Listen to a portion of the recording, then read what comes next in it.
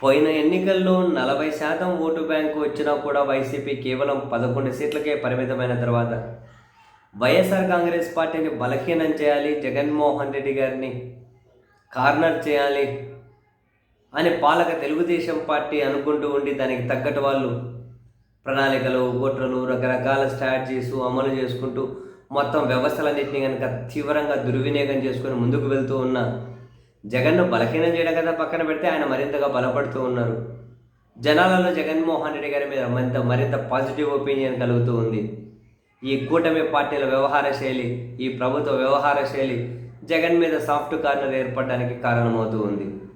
And Jagan పరిపాలనను compare చేసుకోవడం ఎప్పుడైతే స్టార్ట్ అయిందో వీళ్ళతో పోలిస్తే ఆయనే మేలు కదా. ఏ విషయాల్లో ఇప్పుడున్న ప్రభుత్వం మెరుగు, ఏ విషయాలలో ఇప్పుడు ఉన్న ప్రభుత్వం మెరుగు అన్న ప్రశ్న ప్రజల నుంచే వస్తుంది. ఎక్కడైనా కులం అనే ఎపిసోడు, లేకపోతే కళ్ళు మూసిపోయి మాకు ఏంది లేదు, మాకు ఆ పార్టీ అంటే ఇష్టం అనే వీళ్ళని పక్కన పెట్టేసి మీకు ఎదురైతే వాళ్ళను కూడా అడగండి. ఈ సంవత్సర కాలంలో ప్రభుత్వం ఏ విషయంలో జగన్మోహన్ రెడ్డి గారి 5 సంవత్సరాల పాలనతో పోలిస్తే మెరుగైంది? ఏ విధంగా మెరుగు? అప్పులా? జగన్ 5 ఏళ్లలో చేసిన అప్పులు వీళ్ళు ఫస్ట్ సంవత్సరమే సగం చేసేశారు. జగన్కి 2 ఏళ్ళు కరోనా అడ్డుకున్నా కూడా ఇచ్చిన మాట ప్రకారం నవరత్నాలు అమలు చేశారు, అన్ని సంక్షేమ పథకాలు ఎగ్జిక్యూట్ చేశారు. స్కూళ్ళు, ఆసుపత్రులు, మెడికల్ కాలేజీలు, పోర్టు, ఒకటేమిటి అన్ని లక్షల మందికి ఇళ్ల పట్టాలు, జనానికి ఏదో విధంగా ప్రభుత్వం నుంచి సహాయం సహకారం అందుతూ ఉండే. సో వాళ్ళకు కూడా జీవనం తిరగడవుతూ ఉండే. కానీ ఇప్పుడు జనాలు మీరు ఎవరి ముందన్నా కనుక ఆ ప్రశ్న పెట్టండి, గుడ్డిగా కళ్ళు మూసుకొని ఏమో మాకు అవన్నీ తెలియదు అటువంటి వాళ్ళ ప్రయోజనం లేదు. అటువంటి మనస్తత్వం పక్కన పడేయండి, దుబ్బేయండి. పోరా బాబు నీలాంటి వాళ్ళు ఆ పార్టీకి ఇట్లా గుడిగా మద్దతు ఇచ్చిన నీలాంటి వాడి వల్ల సమాజానికి ప్రయోజనం లేదని చెప్పి మెడబడి దుబ్బేయండి. ఎవరైనా పర్లేదు, ఏ పార్టీ సపోర్టర్ అయినా పర్లేదు. ఏమో అబ్బా నాకు అవన్నీ తెలియదు, గుడ్డిగా నాకు ఇదంటే ఇష్టం అన్నారనుకోండి, నీలాంటి వాళ్ళ సమాజానికి తీరా బాబు లేనిపోయిన అన్యాయం జరుగుతుందని చెప్పి పక్కకు దొబ్బేయండి అటువంటి వాళ్ళను. జెన్యున్గా ఈ ఎట్ల మేలో ఒక సంవత్సరం, ఈ సంవత్సర పాలన అడగండి. జనాల వైపు నుంచి వినిపిస్తున్నవే ఇవన్నీ. జనాలే అంటూ ఉన్నారు. సో ఏ విధంగా మేలు జరిగింది? సో కాదనకుండా ఒక్క తల్లికి వందనం రిలేటెడ్ అది ఒకటే ఇస్తే మరి అట్లా అనుకుంటే ఆ సంవత్సరంలో ఆయననే చేశారు, ఈయననే చేశారు అని.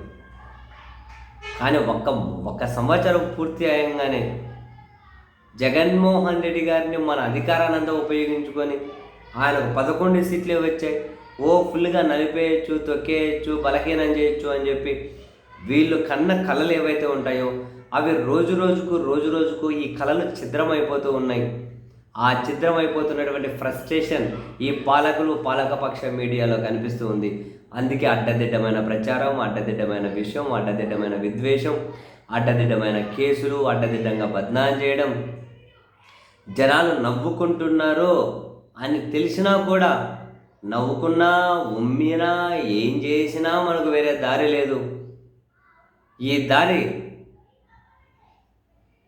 దారి ఏదైతే ఉందో మనం ఎంచుకుంటున్న దారి జగన్ మీద, అదంతా రొచ్చు నాన్సెన్స్ దారి అని తెలిసినా కూడా మనం వేరే దారిలో ఎదుర్కొనే అవకాశం లేదు. కాబట్టి అదే దారిని నమ్ముకొని ముందుకెళ్తున్నామని వాళ్ళ మనస్సాక్షులు కూడా చెబుతూ ఉండొచ్చు. నాకు తెలిసి